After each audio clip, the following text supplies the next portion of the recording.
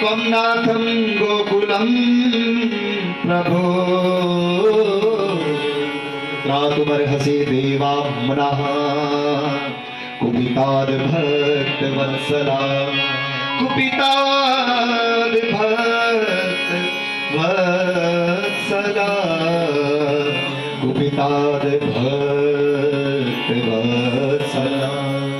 हे कृष्ण महाभागा त्वं नाथं गोकुलम प्रभु। ग्वाल वालों ने कहा हे कृष्ण आप, हे महाभाग आप गोकुल के प्रभु हैं प्रभु। जब जब इस ब्रज में कोई आपदा आई तब तब आपने हमारी रक्षा की, हम भूले नहीं है, सब कुछ जानते हैं प्रभु। आज लगता है हे प्रभु कुपितार भक्त वत्सला, हे भक्त वत्सल लगता है इंद्र हमसे कुपित हो गया है, इसलिए उसने अपने मेघों को भेजा है और आज ये मेघ अब बरसना शुरू हो चुके हैं, ये रुकने वाले नहीं। प्रभु हमारी रक्षा करो प्रभु, कहीं ये सारा ब्रज डूब ना जाए। भगवान ने कहा अच्छा मैं कौन होता हूं तुम्हारी रक्षा करने वाला? जिन गोवर्धन की कल हमने पूजा की वही हमारी रक्षा करेंगे, चलो सब उन्हीं गोवर्धन की शरण चले। वाह, देख रहे हो भगवान को, जो सब कुछ कर सकता है वो कह रहे हैं मैं क्या करता हूं, मैं कुछ भी नहीं करता हूं। और जो कुछ नहीं करता है ना वो हल्ला मचाता, मैंने किया। 90 साल का वयोवृद्ध बूढ़ा व्यक्ति भी अपनी 3 मंजिला इमारत को कमर पर हाथ रख करके देखता है, भाई साहब ये मैंने बनाया। अपनी बिल्डिंग कब गिर जाए पता नहीं है, और 3 मंजिला इमारत को देख करके कह रहा है मैंने बनाया। अभिमानी व्यक्ति सदैव कहता है कि मैंने किया। देखो जरा भगवान की तरफ जो सब कुछ कर रहा है, लेकिन फिर भी कह रहा है मैं क्या करता हूं, मैंने क्या किया। ग्वाल वालों ने कहा प्रभु हम सब जानते हैं, आप ही सब कुछ करते हैं। भगवान ने कहा नहीं, जिन गोवर्धन की हमने पूजा की वही हमारी रक्षा करेंगे। सब ब्रजवासियों को लेकर के नंद बाबा, यशोदा जी, गौएं, ग्वाल, गोपियां, बछड़े सब गोवर्धन की शरण में पहुंचे। बलराम जी को इशारा किया पीछे खींचो।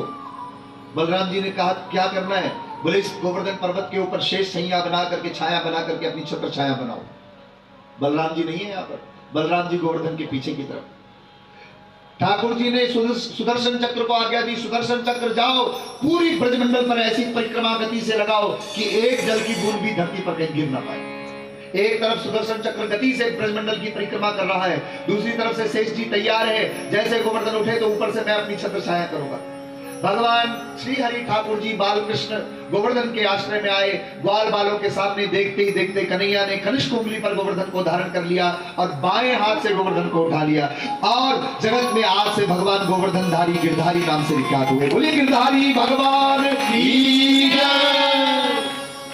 7 वर्ष के कन्हैया, 7 कोस का गोवर्धन पर्वत है, और 7 दिन 7 रात तक की गोवर्धन पर्वत को उठा करके भगवान ने रखा। 7 ही दिन जीवन में हम आप लोगों को वार के रूप में मिले हैं, सोमवार से लेकर रविवार। 7 ही दिन की ये सप्ताह विधि से कथा होती है, और 7 की संख्या का हमारे यहाँ बड़ा महत्व है। देखो ना, 7 वर्ष के लाला ने 7 दिन रात तक गोवर्धन पर्वत को उठाया। अब इस कथा में एक बात और सुना होगा, सुन लिया आपने, कि भगवान ने बाएं हाथ यानी उल्टे हाथ से गोवर्धन को उठाया। भाई क्यों, सीधे हाथ से क्यों नहीं उठाया? तो भगवान कह रहे हैं 2 बात है इसके पीछे कारण।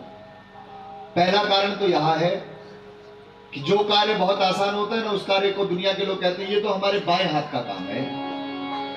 तो जगत के जो आधार है, शेष जिनकी आज्ञा से पृथ्वी को, ब्रह्मांड को मस्तक पर धारण करता है, उसके लिए गोवर्धन को उठा लेना कोई बड़ी बात थोड़ी ना। इसलिए जैसे मानो कोई मामूली काम हो तो उस काम को बाएं हाथ से किया जाता है। भगवान ने इसलिए बाएं हाथ की कनिष्का उंगली पर गोवर्धन को उठा लिया। दूसरा कारण, भगवान ने कहा अगर तुम देख रहे हो कि मैंने इस पर्वत को उठाया तो तुम्हारी भूल है, मैंने नहीं उठाया। तो किसी भक्त ने पूछा तो प्रभु आपने ही तो उठाया, किसने उठाया? भगवान ने कहा मैंने नहीं। जब जब तुम मेरा दर्शन करोगे मंदिर में प्रतिमा के रूप में, तो याद रखना मेरी बाईं तरफ श्री राधा जी है, और इस पर्वत को बाईं तरफ से मैंने उठाया। इसका मतलब मैंने नहीं, राधा जी ने इस पर्वत को उठाया है, इसलिए मैंने बाएं हाथ से उठाया। ग्वाल बालों ने देखा, आश्चर्य में पड़ गए, सब आपस में बात कर रहे हैं, कोई साधारण नहीं है, ये कोई बहुत बड़ा देवता ही है जो हमारी रक्षा के लिए ब्रज में आया। लेकिन माँ खड़ी थी ना बगल में, माँ तो माँ है। माँ का हृदय कांप गया जब 4 दिन 4 रात से लाला को खड़े हुए देखा। माँ ने कहा तुम में से कोई ऐसा नहीं जो मेरे लाला को कहे कि कन्हैया तू बैठ जा और मैं पर्वत को उठाता हूं। अब माँ को बात सुन करके ब्रजवासी ग्वाल वालों ने कहा भैया क्यों चिंता करती, जब तेरा छोटो सा लाला इस पर्वत को उठाए खड़ो है तो हम भी उठा लेंगे। अब ग्वाल वालों को लगता है कि जो काम भगवान कर सकते हैं वो हम भी कर सकते हैं। कभी कभी दुनिया वालों को भी ऐसा लगता है कि जो काम भगवान कर सकता है वो हम भी कर सकते हैं, तो भगवान कहते हैं मैं रोकूंगा नहीं। अगर तुम्हें लगे ना कि तुम भी भगवान बन गए हो तो मैं रोकूंगा नहीं, पर दिखा दूंगा कि भगवान भगवान होता है और जीव जीव होता है। ग्वाल वालों ने कहा हट जा कन्हैया, अब हम इस पर्वत को उठाएंगे। अब ग्वाल वालों ने कहा हट जा, तो कन्हैया ने कहा आओ पकड़ो।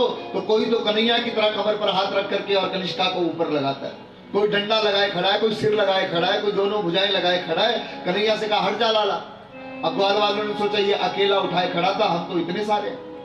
जैसे ही कन्हैया ने अपना हाथ हटाया तो ग्वाल वाल लोग डरने लगे, चिल्लाने लगे बचाओ बचाओ। कन्हैया ने वापस गोवर्धन को उठाया, ग्वाल बाल लोग सब चरणों में गिर गए। नहीं महाराज, कोई साधन नहीं हो सकता। जीव को मालूम पड़ गया कि भगवान भगवान होता है और जीव जीव होता है। हाँ, इसलिए हम कहते हैं भैया देने पे आता है, जो भगवान की सत्ता को मानता है उसे देने पर आए भगवान तो ढेरों के ढेर देता है, छप्पड़ फाड़ के देता है। लेकिन जो भगवान की सत्ता को ललकारे तो देने पर आने वाला ढेरों के ढेर, छप्पड़ फाड़ के देने वाला वो फिर चमड़ी भी उधेड़ लेता है, कठोर कृपा भी करता है। ऐसे भगवान ने जब ग्वाल बालों को बताया कि मैं कौन हूं, तो ग्वाल बालों ने आपस में चर्चा करनी प्रारंभ की। नंद का लाला नहीं है, कहीं से उठा करके लाए, हमारी रक्षा के लिए आया। 7वें दिन मूसलाधार वर्षा करते समर्थक में थक करके वापस इंद्र के पास गए। इंद्र को सारी सूचना बताई, महाराज जहां वो ग्वाले ने तुम्हारी पूजा बंद कराई वो कोई साधारण ग्वाला नहीं है, साक्षात सुदर्शन चक्र जिसकी आज्ञा से परिक्रमा कर रहा है, एक बूंद धरती पर नहीं गिरा पाया और मिट्टी उड़ रही है वहां पर। एक तरफ से शेष अपनी छत्र छाया किए हुए गोवर्धन पर। इंद्र को जब मालूम पड़ा तो इंद्र को अपने अपराध के प्रति बहुत हृदय में पश्चाताप